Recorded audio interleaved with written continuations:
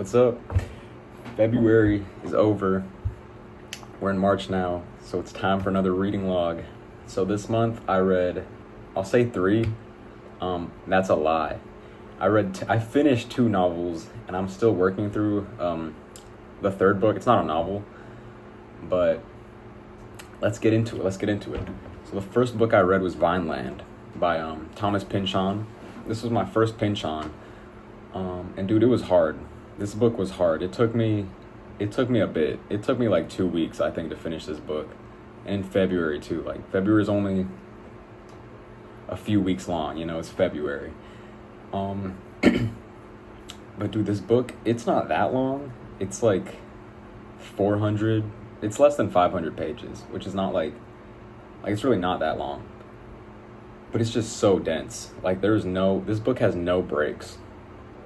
But basically, the reason I read this was because I saw the movie One Battle After Another last year when it came out, and I was like, dude, this is so awesome. This movie's so peak.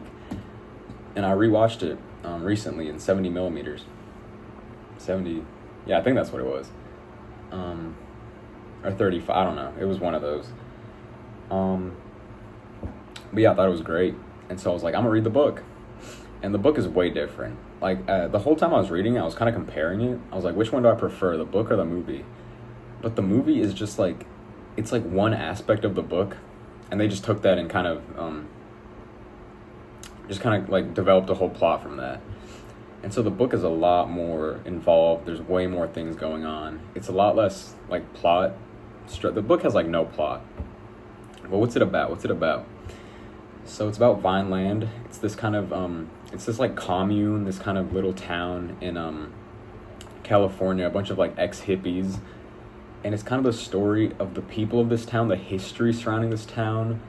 And it gets into a lot of like the government's involvement with hippies and like drug enforcement in California throughout the 60s and going into the 80s. Because it's set in 1984. Whoa. Yeah, I believe so. And so, yeah, it follows this family, basically. They're the main people. And the mother, Frenessy, she was the head of this like film company made up of these like hippies, I guess, in the 60s. And it's kind of her journey as well, with like getting involved with the government and kind of being, I guess, seduced into working with like the CIA, the FBI. And then the father, Zoid, I believe his name was, he's kind of just like a bum. He's like a musician. It's kind of his story about like dealing with everything that's going on to his family. And then their daughter, and it's the daughter's journey as well as trying to like come to terms with the history and everything. Then the book goes off into a bunch of different tangents. Like, there's ninjas, Godzilla's there for a little bit. There's like psychic powers. There's ghosts. Like, there's just a town of ghosts. And the whole time I thought it was a metaphor, but no, they're literally just ghosts. So it's very different from the movie. But I would recommend it. It was very dense. It was kind of hard, but not like. It was hard in the sense that it's just dense. Like, there's a lot of stuff going on. It doesn't give you a break. Like, there's never like a time to breathe. But it's not hard in the sense that's like I had to look up what this word meant, Like, it's very readable, but it's a thick book, a lot of stuff in it. So yeah, Vineland, I recommend it. It was good. The second book I read was actually a reread, and it was Do Androids Dream of Electric Sheep by Philip K. Dick, PKD. This is the only book of his that I've read. He has like 1 million, so I gotta check out more of them. Cause I like this one a lot. I initially read this when I was younger. I was in like, I might have been in like 8th grade. 8th grade when I read this book, and I did not understand it. Like, I remember watching Blade Runner, which is what this book is based. That was weird. That's a weird coincidence. I did not plan to watch or read 2 books that have two good, like really good film adaptations. But yeah, so I'd watched Blade Runner, and so I read the book, and I was like, this is nothing. I don't know what's happening here. Like, I don't know what this Mercer guy. I don't know what any of this is. So the book, as compared to Blade Runner, it's another thing where the adaptation's like way different. But I think I like the book this time more, for sure. But it's about this bounty hunter, Deckard, Rick Deckard, I believe. And he's tracking down these androids, because they're like slaves, and they escaped. They're basically escaped slaves. Like he's like a slave hunter. And they come to Earth from Mars colonies, and Earth sucks. There's like a world war. Everything's covered in dust. If you get the dust, like if it affects like your reproductive systems, you get labeled as like special, and you can't go anywhere. You can't reproduce. Like life sucks for you. And that's another character in this. It's kind of told between two perspectives. It's Deckard, and then this what was he? He works for a fake like veterinarian, like a electric veterinarian. His name's J.R. Isidore, I believe. And so it kind of hops between. I think it gives them each like 2 chapters, and then it switches perspectives. But it was really interesting because it goes way more into like the religious aspect of like empathy and like connecting with other people. And it's like, if we have a religious figure and we all believe in it, does it matter if they're real? And this novel tackles that, where it's like, and it doesn't really answer it either. It's kind of up to you. And that's what I liked about the ending, where the ending I was like, stuff just starts happening, and I'm like, how is this happening? Like there's people start like appearing, and it's like this dude's getting visions. It's kind of crazy.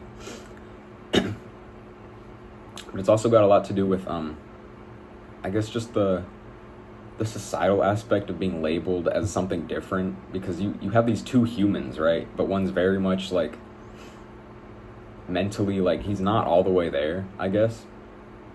But emotionally, I don't think he's all the way there either, but he has the empathy. He can tell that the androids are androids, and it's very hard for the other humans to tell that they're not androids without administering a test. So it's interesting that it delves into that, just kind of the basic human aspect, I think that's different from the movie, because I think in the movie it's more so like, oh, they're so much like humans, like they're basically just humans. But here it's like, no, it's like they look a lot like humans, but there's that empathy that's just not there. And it also explores what happens to you when you develop empathy for these things that don't have empathy in return. So I was like, man, this makes you think. This dude, Mr. Dick, Mr. Philip K. It makes you think. So I'm really glad I reread that. That was just kind of I found that lying around in my room back home. I was like, I'm gonna reread this, and I read that one really quick. That's a quick read. That's why I definitely recommend this, especially if you're, I guess, new to sci-fi, because I feel like people say they like sci-fi, and it's like, I think you just like Star Wars, I really think you just like Star Wars. And I don't mean to say that to be like pretentious, but that was me before I read Hyperion and The Fall of Hyperion. Those books are peak, absolute peak. I might reread those just because how good they are. But sci-fi can really, you can tell really good stories with that, without leaning into like the novelty of, it's just like, I don't know, it's World War II, but we have robots or something, And so the third book, I got it right here actually. We got Kabbalah, I don't know how to say this, Kabbalah, New Perspectives by Moshe Idel. I believe this came out in the 80s. I'm going to say it came out in the 80s. Oh yeah, and Violin came out in 1990. Do Androids Dream of Electric Sheep came out in 1968, I want to say. And this one from the 80s. So we're hitting the 20th century with this one. I think the last 3 books were also all from the 20th century that I read. Yeah. So what is this book about? This book it looks thick. Like, this is, it looks pretty thick. It's really not that thick. This guy just has so many, so many references that really like a third of the book is just reference. Yeah, the references start like here. So like this is the book and this is references. But it explores this aspect of mystical Judaism, the Kabbalah. I'm gonna say Kabbalah, which I did not know very much about. I just knew a little, like the Sephirot. It's that cool symbol from Full Metal Alchemist, and I don't know. I just seen some YouTube videos on it, so I found this in a bookstore. I was like, I'm gonna read this, and it's actually super interesting. And it's not boring at all. I thought it'd be kind of boring, but it's really not. It's like very there's a lot of like technical like jargon, I guess, related to Judaism. Like there's some stuff that I think it just kind of expects you to understand. Like certain like texts. Like I didn't know what a midrashic or a Talmudic text was, so I had to look that up. But aside from that, I think it's pretty like entry level. Like I can understand most of this. At least if you come from like a vaguely like Judeo-Christian background. Like if you're American, you can probably understand this. But very cool stuff. It talks about, I'm at the part he's talking about mystical techniques, and he starts off kind of with a history of this whole like movement, this mysticism, and the different schools that developed throughout Europe, and how like there's a bunch of different rabbis and different accounts, and a lot of stuff's anonymous, so we don't really know like if they actually practiced this. But there's a lot of mystical kind of esoteric elements to it, where it's like you're not supposed to know about it until you reach a certain age, and then the practices can be a little like strange. Like one of them I'm reading is about weeping. Like they believe that I don't even think they all believe this actually, but there's this idea that your soul is kind of cleaved.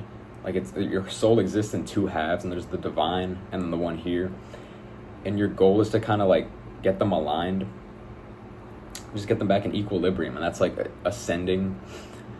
They were looks maxers, I think, actually, but one of the ways they would do this was crying. It was just weeping, and they'd say like that's a way to ascend, I guess. If you cry and then you hear God, and then you become awesome. You become a super Jew of sorts, I think. Maybe there's some stuff in here about Neoplatonism,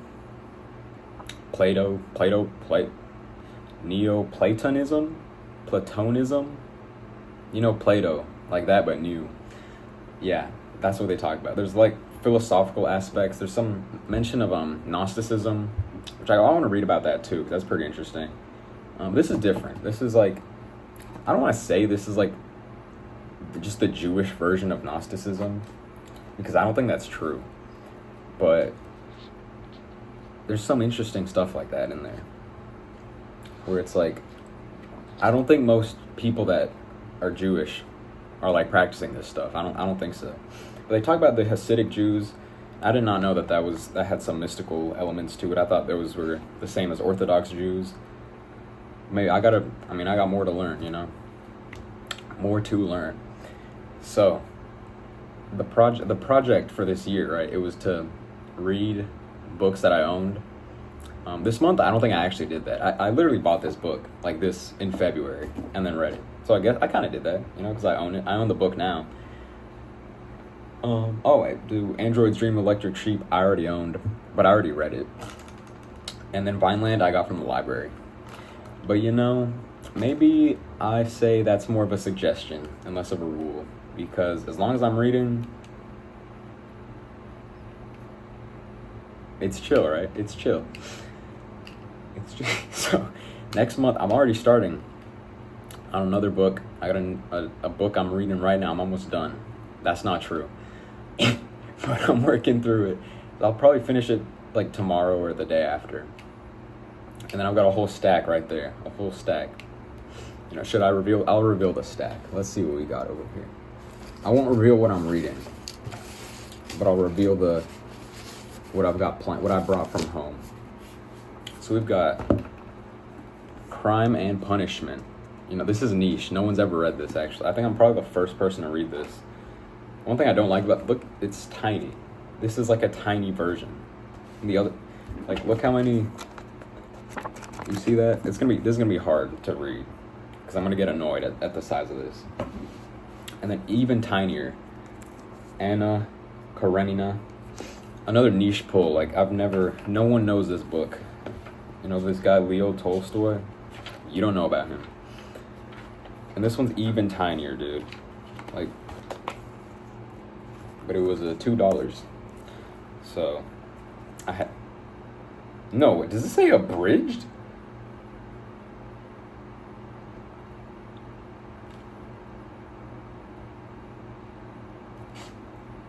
What does that mean? It's like Dragon Ball? Like Dragon Ball?